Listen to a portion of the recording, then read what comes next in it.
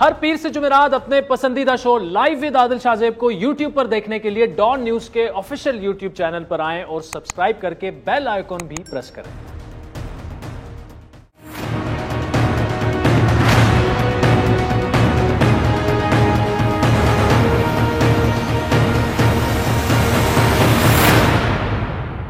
آپ سب نے اس کو کامیاب کرنا ہے، کیونکہ یہ آپ کا مقابلہ مافیا سے ہے۔ یہ چینج نہیں آنے دیں گے، کیونکہ چینج میں ان کو پتا ہے کہ ان کے لیے تباہی ہے۔ یہ نہیں چاہیں گے فری اینڈ فیئر الیکشن ہو، اس میں پیسہ نہیں چل سکے گا جس طرح یہ چلاتے ہیں۔ اور اس لیے انشاءاللہ ہم کل کرنے جا رہے ہیں۔ اس میں سب کو کہتا ہوں کہ آپ نے اس کو ایک اپنا پرسنل ایک جہاد سمجھنی ہے۔ یہ آپ اپنی ذات کے لیے نہیں کر رہے، یہ کوئی الیکشن چینج اس لیے نہیں کر رہے کہ اس میں عمران خان کو یا آپ کو کسی کو فائدہ ہے، یہ اپنے ڈیموکریسی کے لیے کر رہے ہیں، جو شروع ہی تب ہوتی ہے فری اینڈ فیئر الیکشن سے۔ یہ تھا ناظرین وہ جہاد جسے گزشتہ ہفتے ہونا تھا، لیکن حکومتی اتحادیوں کی جانب سے ناراضی کے اظہار نے حکومت کے ہاتھ پاؤں جو تھے وہ پھلا دیے تھے، جس کے بعد پارلیمان کا مشترکہ اجلاس اچانک ملتوی کر دیا گیا اور سارا ملبہ جو تھا وہ اپوزیشن پر ڈال دیا گیا۔ لیکن گزشتہ ہفتے ہونے والی سیاسی سرگرمیوں نے اس راز کا پردہ فاش کر دیا ہے کہ ان بلوں کے معاملے پر حکومت اور ان کے اتحادی جو تھے وہ ایک پیج پر نہیں تھے، جس کے متعلق اب یہ قیاس کیا جا رہا ہے کہ تمام معاملات حل ہو چکے ہیں۔ اتحادیوں نے حکومت کی ہاں میں ہاں ملانے کی حامی بھر لی ہے، اسی لیے اب پارلیمان کا مشترکہ اجلاس کل ہو رہا ہے اور اس متعلق حکومت بھرپور پرجوش بھی ہے کہ جناب الیکشن اصلاحات جو ہیں بالخصوص ای وی ایم الیکٹرانک ووٹنگ مشین اور نیب سے متعلق جو قانون سازی ہیں اس کو بآسانی منظور کروا لیا جائے گا۔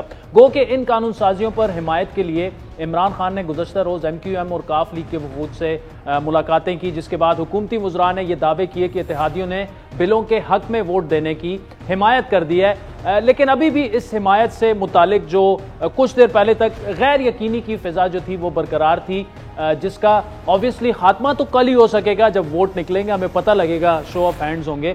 لیکن وفاقی وزیر اور کاف لیگ کے سینئر رہنما منس الائی سے تھوڑی دیر پہلے میری بات ہوئی تو انہوں نے اس بات کی تصدیق کر دی ہے کہ کل ان کی جماعت یعنی مسلم لیگ کاف حکومت کی حمایت میں ووٹ کرے گی۔ لیکن گزشتہ روز مسلم لیگ کاف کا کیا موقف تھا وہ سن۔ کوئی اطلاع نہیں ہے میرے پاس، تو رات جو میٹنگ ہوئی، پچھلے 3 دن سے میٹنگز ہو رہی تھیں، اس کے اندر اراکین نے اپنے تحفظات بیان کیے اور عوام کی جو اذیت ہے وہ بیان کی۔ پارٹی کے اندر سے ایک ہی آواز اٹھی کہ اب ہمارا ان کے ساتھ گزارا نہیں ہے۔ یعنی کل رات تک مسلم لیگ کاف کا گزارا نہیں ہو سکتا تھا پی ٹی آئی کے ساتھ، لیکن آج وہ گزارا جو ہے وہ دوبارہ سے گزارے کی طرف چلنا شروع ہو چکا ہے۔ ان متنازع قانون سازیوں کے حوالے سے جہاں حکومت کو اپنے کیمپ سے چیلنجز کا سامنا ہے، وہی اپوزیشن جو ہے وہ بھی اپنی تیاری پوری کر رہی ہے۔ پہلے وار کے طور پر اپوزیشن اتحاد نے ان بلوں کی منظوری کی صورت میں قانونی دروازہ کھٹکھٹانے کا فیصلہ کیا ہے۔ پی ڈی ایم کے سربراہ مولانا فضل الرحمان نے یہ انکشاف بھی کیا کہ حکومتی اتحادیوں کو دباؤ میں لیا جا رہا ہے، جبکہ اپوزیشن اراکین کو بھی فون آ رہے ہیں کہ وہ کل کے اجلاس میں شریک نہ ہوں۔ دوبارہ اجلاس بلایا گیا ہے تو افواہیں گشت کر رہی ہے، بلکہ حقیقت کے قریب تر باتیں ہیں کہ چھوٹی جماعتیں جو ان کی اتحادی ہیں دباؤ میں لا کر ان کی گردن مروڑ کر اور ان کے گردنوں پر بوٹ رکھ کر ان کو مجبور کر رہے ہیں کہ آپ نے اجلاس، اور پھر اپوزیشن کے ممبران کو جو ٹیلی فونیں کی گئی ہیں کہ آپ نے نہیں آنا، وہ بھی ہمارے رپورٹ میں ہے۔ جناب شاہد حقان عباسی صاحب کو یہ ذمہ داری سونپی ہے، جناب کامران مرتضیٰ صاحب اور عطا تارڑ صاحب کو رابطے میں لیں، سپریم کورٹ لیول کا ایک قانونی پینل بنائیں اور ان قوانین کا جائزہ لیں تاکہ ہم عدالت سے رجوع کر سکیں۔ مولانا صاحب دعویٰ کر رہے ہیں کہ اپوزیشن اراکین کو بھی کالیں آئی ہیں۔ اس دعوے سے پہلے اپوزیشن جماعتوں کا قومی اسمبلی میں اجلاس ہوا تھا، جس میں کل کی حکمت عملی طے کی گئی، اور آج اپوزیشن لیڈر شہباز شریف کی صدارت میں ہونے والے اجلاس میں تمام اپوزیشن جماعتوں نے اپنے اپنے اراکین کی حاضری 100% یقینی بنانے کا عہد کیا تھا۔ تاہم یہ وہی خدشہ ہے جس کا ڈر مولانا کو ابھی بھی موجود ہے، اور ماضی میں بھی اراکین کی غائبانہ غیر حاضری کی وجہ سے اپوزیشن کو شکست ہوتی رہی ہے۔ اسی خدشے کا اظہار گزشتہ روز نون لیگ کے نائب صدر خرم دستگیر نے ہمارے شو میں کیا، جن کے بقول وہ آزمائیں گے کہ حکومت کو بھی مدد اب بھی حاصل ہے یا نہیں۔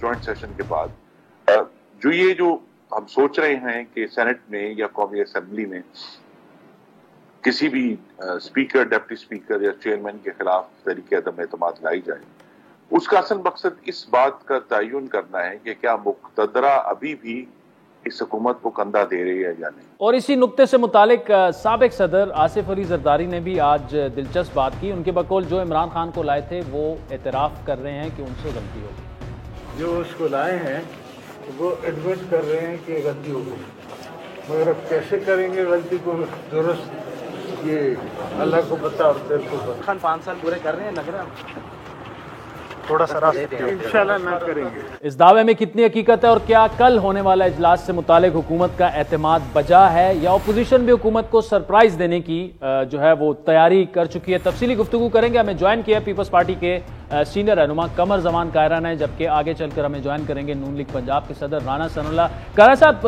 Thank you so much for joining اس۔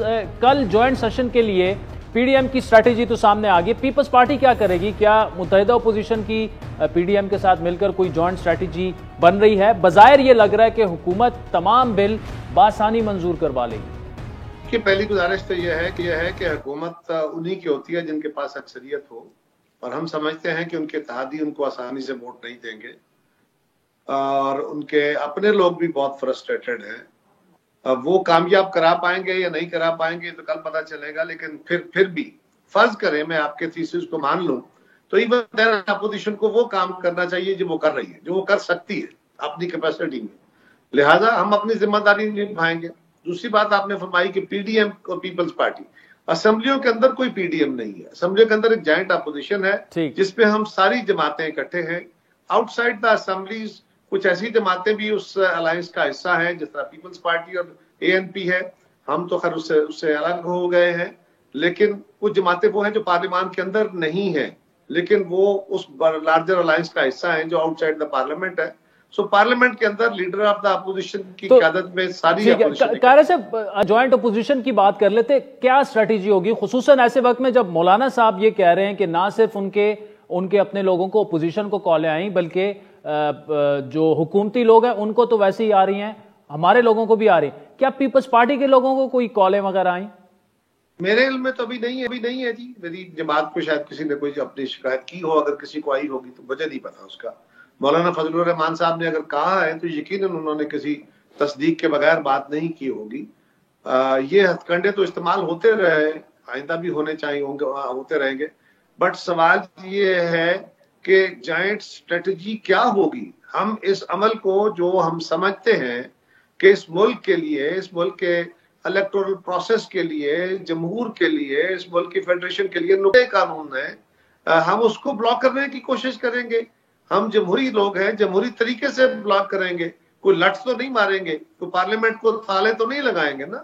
ہم اپنا کام کریں گے، لوگوں کو کنوینس کریں گے، اسمبلی کے اندر اپنی بات کریں گے، الائنس کی جماعتوں کو کنوینس کریں گے، حکومت کے اپنے ممبران کے ساتھ بات کریں گے۔ یہی ایک طریقہ ہے، یہی ہمارا کام ہے اور یہی ہم نے کرنا ہے۔ قاہرہ صاحب، پارلیمان سے باہر پی ڈی ایم یہ بات کر رہی ہے کہ سیم پیج ابھی بھی برقرار ہے، جس طرح جوائنٹ سیشن کے لیے کالیں آئیں تو ایسے معاملات تو نہیں چل سکتے ان کے بقول، اور اسی لیے عدم اعتماد کا بھی کوئی فائدہ نہیں۔ پیپلز پارٹی پارلیمان کے اندر عدم اعتماد کی بڑی وکیل رہی ہے اور عمران خان کے خلاف اوبیسلی جدوجہد کی، تو کیا اب پیپلز پارٹی سمجھتی ہے کہ سینٹ میں جہاں اپوزیشن کی اکثریت ہے، سنجرانی صاحب کے خلاف عدم اعتماد اب آ جانی چاہیے تاکہ یہ بھی پتہ چل جائے کہ معاملات نیوٹرل ہو چکے ہیں یا نہیں؟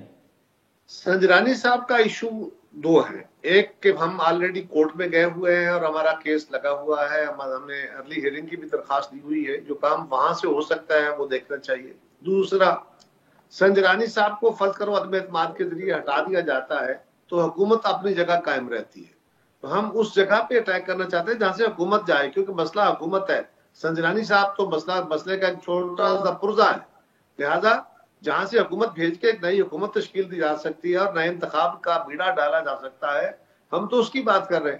سنجرانی صاحب کو ہٹا بھی دیا جائے گا تو سینٹ اپنی جگہ موجود رہے گی۔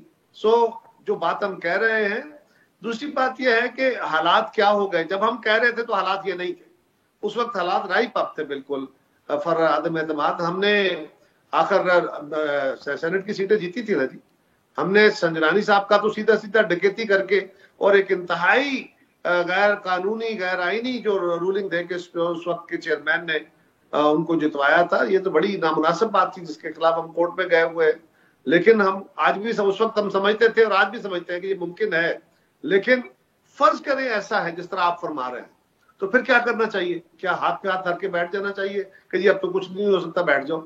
تو پھر تو اگلے الیکشن میں بھی کچھ نہیں ہوگا، پھر تو استعفے دینے سے بھی کچھ نہیں ہوگا۔ تو اپوزیشن کا کام یہی ہوتا ہے، اپوزیشن وہی ہوتی ہے جو نمبروں میں کم ہوتی ہے، لیکن وہ اسمبلیوں کے اندر، اسمبلیوں کے باہر، ہر جگہ پہ میڈیا کے اندر عوام کو اپنے ایشوز کے ساتھ آگاہ کرتی ہے، عوام کو اپنے ساتھ جوڑتی ہے اور ایک بہتری کا راستہ پیدا کرنے کی کوشش کرتی ہے۔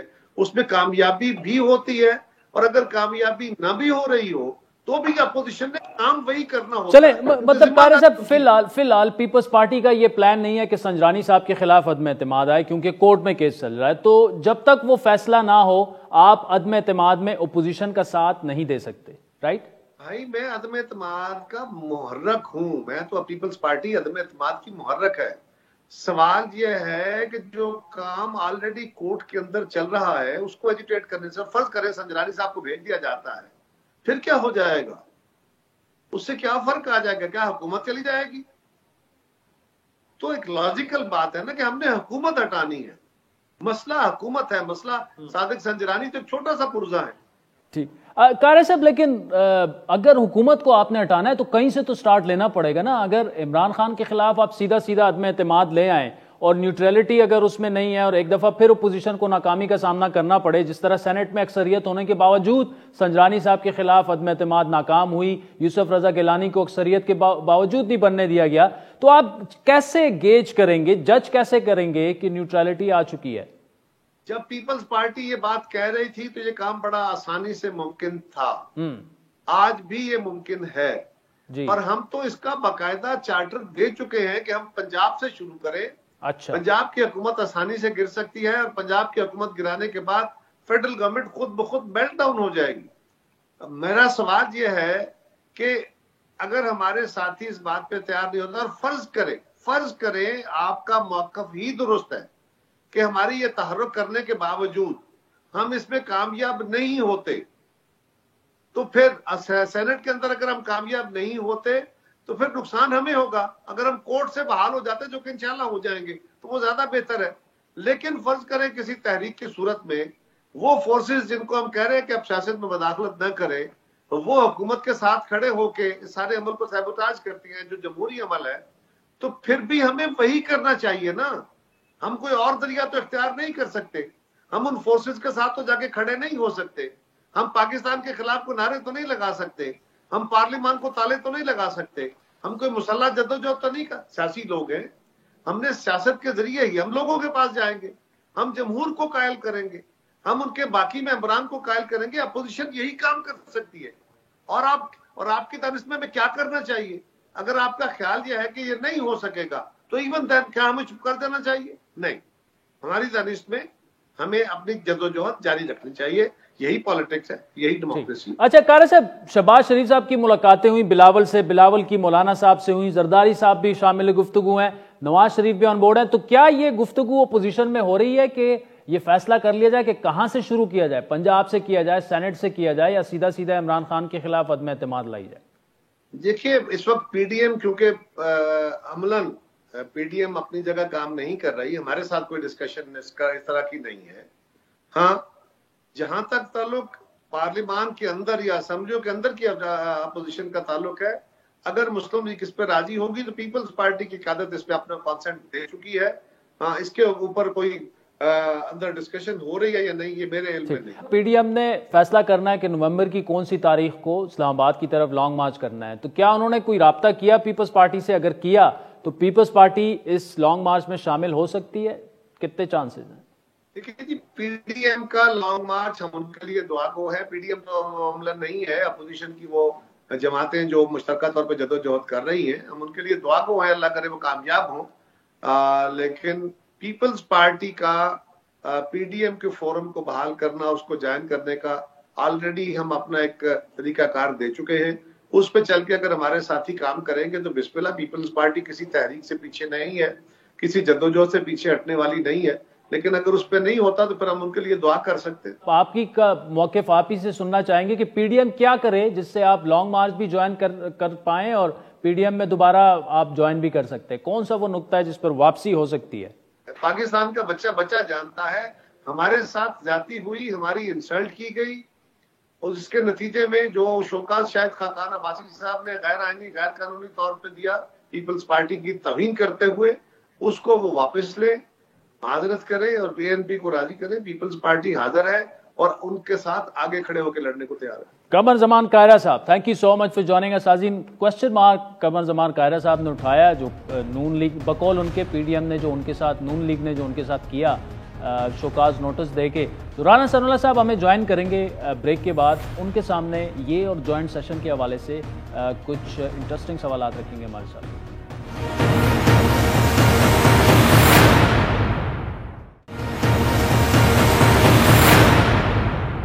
ویلکم بیک ناظرین. مسلم لیگ نون پنجاب کے صدر رانا ثناء اللہ صاحب ہمارے ساتھ موجود ہیں. رانا صاحب بہت شکریہ. جوائنٹ سیشن کل ہونے جا رہا ہے اور یہ بات تو اب تقریباً طے ہو چکی ہے کہ مسلم لیگ کاف اور جو دوسری اتحادی جماعت ہے ان کی ایم کیو ایم، ان کے تحفظات دور کروا دیے گئے ہیں اور کل وہ آسانی سے میرے خیال میں پی ٹی آئی اپنے تمام بل جو ہے وہ منظور کروا لے گی. اسٹریٹجی آپ کی کیا ہے؟ مولانا صاحب کہہ رہے ہیں ہمیں بھی کالیں آ رہی ہیں، ہمارے بندوں کو، حکومتی لوگوں کو بھی کالیں آ رہی ہیں. اسٹریٹجی کاؤنٹر کوئی اسٹریٹجی ہے کہ آپ سمجھتے ہیں کہ آپ کل مقابلہ کر پائیں گے یا پی ٹی آئی بڑی آسانی سے جیت جائے گی، کل تمام بل منظور ہو جائیں گے؟ دیکھیں، ہماری اسٹریٹجی جو ہے وہ تو پہلے بھی اور آج بھی یہی ہے کہ ہم اپنا نمبر جو ہے وہ انشاءاللہ تعالی پورا کریں گے. اور اگر ہم اپنا نمبر پورا کرتے ہیں تو وہ جو ایک معمولی سی اکثریت سے ایسے قوانین حکومت پاس کروائے گی جن کے اوپر کنسنسس کی روایت ہے، تو یہ قانون پاس ہو کے بھی جو ہے وہ امپلیمنٹ نہیں ہو سکیں گے. اور یہ میں آپ کو پورے وثوق اور یقین سے کہتا ہوں کہ گورنمنٹ 10 بار بھی ان الیکشن رولز کو اس طرح سے پاس کروا لے، یہ امپلیمنٹ نہیں ہو سکتے جب تک کہ تمام پارٹیز کا اس کے اوپر کنسنسس نہ ہو جنہوں نے الیکشن میں حصہ لینا ہے، اور خاص طور پہ وہ پارٹی جو اس وقت ہاؤس میں پارلیمنٹ میں جو ہے وہ موجود ہے. جہاں تک اتحادیوں کے تحفظات کے دور ہونے کا معاملہ ہے، میرا نہیں خیال کہ ان کے تحفظات جو ہے وہ ابھی دور ہوئے ہیں. ان کو دور کرنے کا وعدہ کیا گیا ہے. ایسے وعدے ان سے اس سے پہلے بھی کئی مرتبہ ہوئے ہیں، لیکن اس کے بعد ان کے اوپر عمل نہیں کیا جاتا.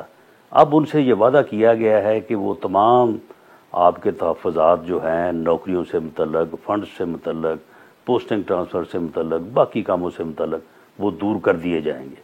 اور میرا خیال ہے کہ جب 10-15 دن بعد یا 2 مہینے بعد جب وہ پورے نہیں ہوں گے تو اس کے بعد اتحادی جو ہے وہ پھر دوبارہ جو ہے وہ اسی راستے پہ ہوں گے جس راستے پہ آج سے وہ ایک ہفتہ یا 10 دن آج تقریباً آج صبح تک بھی، گزشتہ شب تک، لیکن آج صبح تک بھی اپوزیشن بڑی کانفیڈنٹ نظر آ رہی تھی، باڈی لینگویج بھی، اسپیچز بھی، پریس کانفرنسز بھی.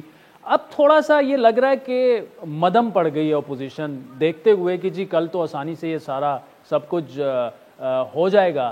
کیا آپ کی جو ایکسپیکٹیشن تھی نیوٹرلٹی کے لحاظ سے اور ایک پیج کے لحاظ سے وہ پوری نہیں ہوئی، یا کیا آپ جس چیز کی توقع کر رہے تھے وہ چیز نہیں ہوئی؟ کیا وجہ ہے کہ اپوزیشن اتنی کانفیڈنٹ نہیں نظر آ رہی؟ پہلے تو کہا جا رہا تھا کہ جی اکثریت ہی نہیں ہے. نہیں، ہم پوری طرح سے کانفیڈنٹ ہیں، پوری طرح سے. اور ہمارے بندے بھی اللہ کے فضل سے پورے ہیں، ہمارا نمبر بھی پورا ہے. جہاں تک یہ ٹیلی فون وغیرہ کی باتیں ہو رہی ہیں، یہ حکومتی اراکین سے متعلق ہی ہے، کیونکہ حکومت کے اپنے لوگ بھی تو اکٹھے کرنے بہت بڑا مسئلہ ہے نا. ان کی وہاں پہ ان کو اکٹھا کرنے کے لیے کسی نے مدد کی ہو تو کی ہو. میری پارٹی کے تو پورے پنجاب سے سب لوگوں کے ساتھ رابطہ ہے. مجھے تو کسی نے نہیں بتایا کہ اسے کوئی فون آیا ہو یا اسی کسی نے دھمکی لگائی ہو کہ تم جاؤ یا نہ جاؤ. تو رانا صاحب، آپ کے لوگوں کو کسی کو کالیں وغیرہ نہیں آئیں کہ آپ جائیں یا نہ جائیں؟ مطلب جی اس قسم کی کوئی بات میرے نالج میں تو نہیں ہے، نہ ہی کسی نے اس قسم کی مولانا صاحب جو بات بتائی. کر رہے ہیں تو یہ پھر وہ صرف جے یو آئی کے حوالے سے ہی کر رہے ہوں گے. ہو سکتا ہے انہیں کوئی آئی ہو، لیکن یہ تو ہو سکتا ہے ان کے ساتھ کسی کا رابطہ ہوا ہو، تو میں ان کی بات کو جھٹلا نہیں سکتا. ٹھیک ہے، تو رانا صاحب اس کا مطلب یہ کہ کل اگر آپ کے نمبر پورے ہو جاتے ہیں اور مطلب 4-5 اتنا فرق بھی نہیں ہے، 4-5 اگر حکومت کے کوئی لوگ نہیں آتے یا وہ ناراض ہی رہ جاتے ہیں تو اس کا مطلب کہ حکومت کو شکست بھی ہو سکتی ہے، اسٹل آن دا کارڈز. تو آپ کانفیڈنٹ ہیں کہ آپ اپنے نمبر پورے کر لیں گے؟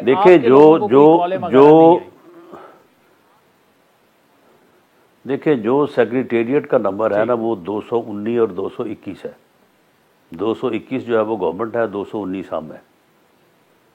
لیکن وہ انڈیپینڈنٹ لوگ جو کہ اپوزیشن میں شمار ہوتے ہیں وہ 6-7 لوگ ایسے ہیں کہ وہ ہمارے ساتھ بھی آ سکتے ہیں، وہ دوسری طرف بھی جا سکتے ہیں. وہ اگر 6-7 لوگ جو ہیں وہ ہماری طرف سے چلے جائیں، دوسری طرف چلے جائیں تو گورنمنٹ جو ہے وہ پھر 224-25 پہ چلی جاتی ہے، ہم جو ہے وہ کوئی 13-14 پہ رہ جاتے ہیں. تو فرق تو یہی ہے 5-10 کا، اس سے زیادہ تو فرق نہیں ہے. تو اتنی بڑی پارلیمنٹ میں جس میں 436 لوگ بیٹھے ہیں عوام کے نمائندے، اس میں آپ اتنی متنازعہ جو ہے وہ لیجسلیشن جو کہ کنسنسس سے اب تک ہوتی رہی ہے اور اس کے اوپر کنسنسس ضروری ہے ان تمام پارٹیوں کا جنہوں نے الیکشن میں حصہ لینا ہے، وہ متنازعہ اگر آپ لیجسلیشن اس طرح سے کرواتے ہیں تو وہ کیسے امپلیمنٹ ہوگی؟ وہ امپلیمنٹ ہو ہی نہیں سکتی. یہ ای وی ایم کو امپلیمنٹ یہ اس طرح سے 10 دفعہ پاس کروا لیں، یہ امپلیمنٹ نہیں ہوگی. ای وی ایم کے اوپر الیکشن جو ہے وہ خارج از امکان. اچھا رانا صاحب یہ بتائیے کہ اس کے علاوہ اپوزیشن کی اب اسٹریٹجی کیا ہے؟ آپ سے پہلے قائرہ صاحب سے بات ہو رہی تھی، وہ کہہ رہے تھے کہ جی پنجاب سے عدم اعتماد شروع کی جائے. نون لیگ میں زیادہ تر لوگ یہ سمجھتے ہیں کہ سینٹ سے سنجرانی صاحب کے خلاف عدم اعتماد لائی جائے اور وہاں سے ہمیں پتہ چلے گا کہ وہ ایک پیج ہے نیوٹرلٹی برقرار ہے یا آ گئی ہے نیوٹرلٹی یا نہیں آئی. تو پیپلز پارٹی لگ رہا نہیں ہے کہ وہ سنجرانی صاحب کے خلاف عدم اعتماد کے موڈ میں ہے. پلان کیا ہے؟ ملاقاتیں تو ہو رہی ہیں شہباز صاحب کی بلاول سے بھی. اور دیکھیں متحدہ اپوزیشن جو ہے وہ میاں شہباز شریف صاحب جو ہمارے قائد حزب اختلاف ہیں ان کی لیڈرشپ میں پوری طرح سے جو ہے وہ متفق ہے، متحد ہے. تو یہ جو بھی پالیسی فیصلہ ہوگا وہ سینٹ سے ہو یا پنجاب سے ہو، بالکل اس کے اوپر عمل ہوگا اور ہم اس کا جو ہے وہ ساتھ. لیکن فیصلہ جو ہے وہ سب کی جو ہے وہ آزاد مرضی سے اور سب کی جو ہے وہ رائے سے ہوگا. معاملہ یہ ہے کہ عدم اعتماد کی تحریک کے لیے ہمیں جس نمبر کی ضرورت ہے اس نمبر کو جو ہے وہ اچیو کرنا جو ہے وہ ایک ایسا ایشو ہے کہ اگر ہم اس کے قریب ہیں تو یہ ہم شور نہیں ڈال سکتے کہ جی ہم اس کے قریب پہنچ گئے، اب 2 شاٹ ہیں، 3 شاٹ ہیں، 1 شاٹ ہے. یہ اس طرح سے تو پھر جو ہے وہ نہ کرنے والی بات ہے. تو ہم اس معاملے کو جو ہے وہ بڑی سنجیدگی سے دیکھ رہے ہیں. جیسے ہی ہم اس قابل ہوئے تو انشاءاللہ تعالیٰ وہ سینٹ ہو یا پنجاب اسمبلی ہو، ہم اس میں جو ہے وہ ویسے پنجاب میں تو چلے نمبر گیم پر بات ہو سکتی ہے، لیکن سینٹ میں تو اپوزیشن اکثریت میں ہے، وہاں پہ تو کوئی ایشو ہونا نہیں چاہیے. اب وہاں پہ جو ہے وہ 51 اور 49 ہے، بڑا تھن مارجن ہے. تو یہ ساری چیزیں جو ہیں ان کو پیش نظر رکھ کے ہی جو ہے وہ موو کیا جائے گا، کیونکہ ادروائز صورتحال میں جو ہے وہ پھر اس کا ایک ہمیں جو ہے وہ ڈیمیج بھی. رانا صاحب جاتے ہوئے یہ بتائیے گا، قائرہ صاحب سے ان کا ایک جواب میں آپ کو کوٹ کر رہا ہوں کہ پی ڈی ایم میں نے کہا کہ واپسی کا کوئی، تو انہوں نے کہا ایک تو ہمارے ساتھ زیادتی ہوئی، ہماری انسلٹ کی گئی، غیر قانونی شوکاز نوٹس دیا گیا، پیپلز پارٹی کی توہین کی گئی، اگر وہ واپس لے لیں اور اے این پی کو راضی کر لیں تو ہم لانگ مارچ کا مطلب پی ڈی ایم کے بالکل فرنٹ صفوں میں دوبارہ سے واپس آ جائیں گے. تو کیا پی ڈی ایم میں واپسی کے لیے، پیپلز پارٹی کے لیے پی ڈی ایم یہ کرنے کے لیے تیار ہے؟ میری اطلاع کے مطابق جو بلاول بھٹو زرداری صاحب مولانا فضل الرحمان سے ملنے کے لیے گئے ہیں، تو مولانا فضل الرحمان ایز صدر پی ڈی ایم جو ہے اس معاملے پہ غور کر سکتے ہیں، اور اگر وہ کوئی تجویز لے کے آئیں گے تو میرا نہیں خیال کہ پی ایم ایل این کو کوئی اس کے اوپر کوئی سیریس ریزرویشنز ہوں گی. لیکن یہ معاملہ جو ہے یہ پی ڈی ایم کی سربراہی میٹنگ کا ہے، اس کے اوپر میں کوئی. ٹھیک ہے، چلیں. رانا ثناءاللہ صاحب thank you so much for joining اس. ناظرین آپ نے سنا نون لیگ کے سینئر رہنماؤں میں سے ایک ہیں رانا صاحب، اور وہ ابھی بھی کانفیڈنٹ ہیں کہ کل اپوزیشن جو ہے وہ سرپرائز بھی دے سکتی ہے، کیونکہ بڑا تھن مارجن ہے، 2-3 ووٹوں کا اگر فرق ہو. لیکن عمران خان صاحب جو ہیں وہ بھی کانفیڈنٹ ہیں، اور ان کا ایک کلپ میں آج دیکھ رہا تھا کہ کھلاڑی جو ہے جب وہ میدان میں اترتا ہے سپورٹس مین تو وہ جیت کے لیے ہی اترتا ہے، تو وہ بھی کانفیڈنٹ ہیں، اپوزیشن بھی کانفیڈنٹ ہے. لیکن کاف لیگ اور ایم کیو ایم کی حمایت حاصل ہونے کے بعد لگ رہا یہی ہے کہ گورنمنٹ یہ بل جو ہے وہ منظور کروا لے گی. لیکن یہ نہیں کہا جا سکتا کہ آسانی سے منظور کروا لے گی، کیونکہ پاکستانی سیاست میں کچھ بھی ہو سکتا ہے. اور کل اپوزیشن جو ہے اگر اپنی نمبر گیم اگر نمبر اپنے پورے ہوتے ہیں اور 2 سے 3 لوگ ادھر ادھر ہوئے تو حکومت کو شکست بھی ہو سکتی ہے. وقت بھی چاہتا ہے ایک بریک کا، جس کے بعد کی بات کریں.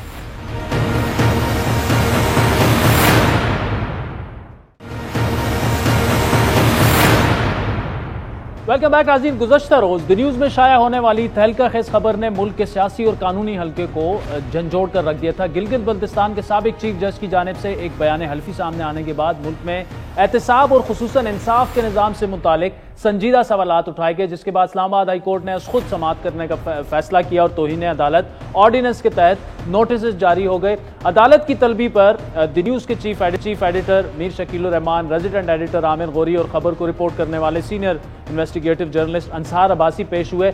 سابق چیف جج گلگت بلتستان جسٹس ریٹائرڈ رانا شمیم کے بیٹے نے عدالت کو بتایا کہ والد صاحب رات کو ہی اسلام آباد پہنچے ہیں، طبیعت ٹھیک نہیں ہے، اس لیے عدالت میں حاضر نہ ہو سکے. سماعت کے دوران چیف جسٹس اسلام آباد ہائی کورٹ مسٹر جسٹس اطہر من اللہ نے میر شکیل الرحمان کو مخاطب ہوتے ہوئے کہا کہ اس عدالت نے آپ کو نہ چاہتے ہوئے بلایا، یہ آئینی عدالت ہے، کیا لوگوں کا عدالتوں سے اعتماد اٹھایا جا رہا ہے؟ انہوں نے مزید کہا کہ مجھے میرے ججز پر اعتماد ہے، ہائی کورٹ کے ججز پر تنقید ضرور کریں لیکن لوگوں کا اعتماد نہ اٹھائیں. مسٹر جسٹس اطہر من اللہ نے ریمارکس دیے کہ میری عدالت کے جج کے گھر یا چیمبر میں کوئی رسائی لے رہا ہے تو میں اس کا جواب دہ ہوں. اگر رانا شمیم یا انصار عباسی ثبوت لے آئیں تو میں سابق جج چیف جسٹس ثاقب نثار کے خلاف کارروائی کروں گا. عدالت نے انصار عباسی سمیت متعلقہ 4 افراد کو شوکاز نوٹس جاری کر کے 7 روز میں جواب جمع کرانے کی ڈیڈ لائن دیتے ہوئے 26 نومبر تک سماعت ملتوی کر دی. سماعت کے تحریری حکم نامے کے مطابق انصار عباسی ناواقف نکلے کہ اس وقت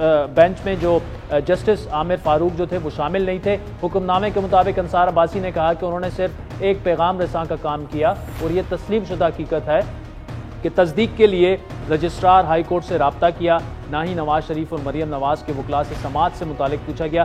دوسری جانب اس کیس میں مزید معاونت کے لیے عدالت نے vice chairman Pakistan bar council کے علاوہ صدر پاکستان یونین آف جرنلسٹ اور سینئر وکیل فیصل صدیقی اور ریما عمر کو عدالتی معاون مقرر کر دیا. آج کی سماعت انتہائی سنسنی خیز اور دلچسپ رہی، جس کا آنکھوں دیکھا حال اپنے نمائندہ خصوصی ریاض الحق سے جانیں گے، جبکہ سابق اٹارنی جنرل اشتراک بھی ہمیں جوائن کریں گے. Riaz, thank you so much for joining اس. آپ وہاں پہ موجود تھے، سب کچھ آپ نے دیکھا. انصار عباسی صاحب کا کیا موقف تھا؟ ہم نے تو چیف جسٹس صاحب جو اطہر من اللہ صاحب نے جو کچھ کہا وہ ناظرین کے سامنے رکھا. کیا مکالمہ ہوا؟ خصوصاً انصار عباسی صاحب نے اپنے ڈیفنس میں کیا کہا؟ جوئی، آج تقریباً 45 منٹ کا دورانیہ تھا آج کی جو ساری ہیئرنگ تھی، اور تقریباً 95% جو تھے وہ اطہر من اللہ صاحب بولے، اور انہوں نے بڑی تفصیل سے وضاحت کی ہر چیز کی کہ آپ نے جو سٹوری کی ہے اس سے تو یہ لگتا ہے کہ شاید آپ ہم پہ ایک ایزیوم کر رہے ہیں چیزیں، یو آر کاسٹنگ اسپرشنز، تو یہ جو ہے نا یہ مناسب نہیں. آپ نے نہ نام لیا ہے انصار عباسی کو مخاطب کرتے ہوئے، انہوں نے کہا کہ نہ آپ نے جج کا نام لیا ہے، نہ آپ نے اور اس قسم کے شواہد اس میں دیے ہیں، جس سے بظاہر یہ لگتا ہے کہ آپ ایک مخصوص انداز میں یہ سٹوری کر رہے ہیں. تو آپ نہ رجسٹرار سے آپ نے رابطہ کیا ہے، نہ کسی اور سے، اور اس طرح مسلسل سوالات جس کا ذکر آپ نے بھی کر دیا، یہ مسلسل کرتے رہے کہ آپ نے ان پہلوؤں کو نظر انداز کیا ہے. اور تو اس پر انصار عباسی صاحب نے گفتگو کرنے کی کوشش کی کہ میں اگر کچھ کہنا چاہوں، تو انہوں نے کہا کہ نہیں، آپ نے آلریڈی اتنا ڈیمیج کر دیا ہے اور اب آپ مزید کیا کہیں گے. پھر کچھ مزید سوالات ہوئے تو اس کے بعد انصار عباسی صاحب کو اجازت دی گئی. انہوں نے کچھ وضاحت کی کہ انہوں نے کہا کہ میں نے تو ایک میسنجر کے طور پہ یہ کام کیا ہے، میں تو ایک خبر نساں تھا. تو جس پر مزید برہمی کا اظہار کیا تھا ملنا نے، انہوں نے یہ کہا کہ آپ میسنجر نہیں ہیں، آپ کے پاس کوئی بھی خبر اٹھا کے لے آئے تو آپ اسے کر سکتے ہیں. یہ کہ فیڈیوس کا کوئی نہ فارمل جگہ پہ نہ کسی اور لیگل جگہ پہ یہ جمع ہوا تھا اور آپ کو ملا اور آپ نے اس پہ سٹوری کر دی، تو آپ کو رجسٹرار سے آفس سے رابطہ کرنا چاہیے تھا کہ उस वक्त कौन जजेस थे या क्या नहीं थे। ये तो रियाज हो गया ना, लेकिन अंसार अब्बासी ने क्या उनका मौक़िफ़ क्या था? वो बोले आज उनके सामने अतर मिनल्ला अंसार अब्बासी बहुत इख्तिसार के साथ बोले, लेकिन थोड़ा सा बोले और उन्होंने बस यही कहा कि मैं एक मैसेंजर के तौर पे काम कर रहा था, मेरा हरगिज़ ही इस किस्म का कोई इरादा नहीं था कि मैं इस अदालत पे किसी किस्म के एस्पर्शंस करूं या इल्ज़ामात लगाऊं या मैं किसी शक का इजहार करूं। मैंने गुड फेथ में ये स्टोरी की है, तो मेरा किसी किस्म का वो नहीं था। और उन्होंने ये कहा कि आप अगर कंटेम्प्ट के नोटिस कर रहे हैं तो आप editor in chief Mir Shakeel Rahman या एडिटर जो गौरी साहब है उनको ना करें, मुझे कर दें, और इसकी इंक्वायरी भी होनी चाहिए, आप इस पर इंक्वायरी कमीशन वगैरह बना दें। तो फिर इस पर तमिलनाडु ने कहा कि इंक्वायरी नहीं होगी, इंक्वायरी ये अदालत ही है, यहाँ पे जो कुछ होगा, लिहाजा आप जो है ना, अब मैं आप सबको जो है वो कंटेम्प्ट के नोटिस जारी करता हूं, और 26 तारीख तक के लिए इन्होंने एडजर्न कर दिया। अच्छा, तो वहां पर अंसार अब्बासी साहब ने ये कहा कि कंटेम्प्ट के मैंने जो खबर पढ़ी वो यही कि जी कंटेम्प्ट के नोटिस, बिल्कुल आप मुझे कंटेम्प्ट का नोटिस जारी करें, लेकिन इंसाफ भी होना चाहिए और इस बात की जो इल्ज़ामात लगे इसकी इंक्वायरी भी होनी चाहिए। बिल्कुल, उन्होंने कहा इसकी इंक्वायरी होनी चाहिए, जिस पर ज़ाहिर है उन्होंने कहा कि ये अदालत ही इंक्वायरी है, तो लिहाजा हम किसी तौर पे भी इस अदलिया पे, यहाँ पे मेरे अंडर जो काम करते हैं या मैं काम करता हूँ, तमाम जजेस मैं उनको ऑन करता हूँ, तो आपको भी अपनी स्टोरी और आपके एडिटर्स को भी स्टोरी को ऑन करना चाहिए, तो इसी तरह मैं भी ऑन करता हूँ। लिहाजा किसी किस्म का शक नहीं होना चाहिए कि वो कहीं से ऑर्डर्स लेते हैं या किसी के साथ मुलाकातें करते हैं। अगर ऐसी कोई चीज़ है, सबूत है और आप ले आएँ, तो मैं साबिक जो चीफ जस्टिस हैं और पाकिस्तान साकिब निसार, उनके खिलाफ एक्शन लूँगा। जी ठीक है। अच्छा, आखिर में रियाज अगर मुख्तसरन ये बताइएगा कि अब आगे समाअत तो 26 को होनी है, लेकिन 17 को एक और समाअत भी होनी है, 17 नवंबर को मरियम नवाज के हवाले से, वो किसने करनी है और क्यों अहम है इसी के तनाजुर में वो? अच्छा, कल आज जो शॉर्ट ऑर्डर आया और फिर आज जो हेयरिंग थी उसमें बाकायदा तौर पे अतर मिनल्ला साहब ने इसकी बड़ी तफसील से कहा कि ऐसे मौके पे स्टोरी आ रही है कि 17 तारीख यानी कल की तारीख में ये मरियम नवाज़ का केस भी लगा है, उसमें उनकी बेल रिजेक्शन की बातें भी चल रही हैं कि जो वो बेल पे हैं, तो जो ये सारा मामला बड़ा, तो इसमें अतर मिनल्ला साहब ने ज़ाहिर है अपने जज को डिफेंड किया, जो आमिर फारूक साहब हैं और मोहसिन अख्तर कियानी साहब है, वो उस बेंच में मौजूद हैं। तो कल आमिर फारूक साहब ज़ाहिर है कुछ प्रेशर में भी हो सकते हैं, जिसका बज़ाहिर ये शायद कहा जा रहा है कि उनके हवाले से अब कल वो क्या स्टांस इख्तियार करते हैं, या जो काउंसिल हैं मरीम नवाज़ के, वो कल क्या स्टांस इख्तियार करते हैं इन तमाम इल्ज़ामात के आने के बाद। तो कल की हेयरिंग जो दिन के तकरीबन 11 साढ़े 11 बजे होगी, तो वो बहुत अहमियत की हामिल होगी, और मरियम कोर्ट के बाहर फिर क्या गुफ्तगू करती है, ये भी बहुत अहमियत का। चलें रियाजुल हक, कल फिर आपसे तफसीली गुफ्तगू इस पर होपफुली होगी हमारी। नाज़रीन, वक्त एक ब्रेक का, जिसके बाद साबिक अटॉर्नी जनरल अशतर उसाफ साहब से भी इसी मामले पर तफसीली गुफ्तगू करेंगे हमारे साथ।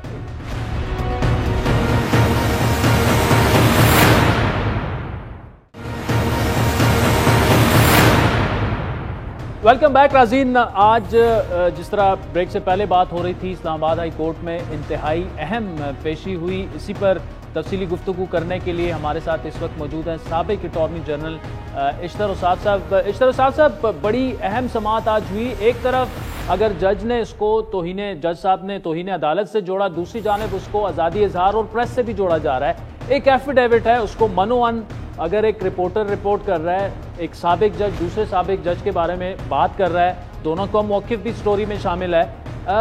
आप कैसे देख रहे हैं इसको? देखिए, ये बहुत ही संजीदा और गंभीर मामला है।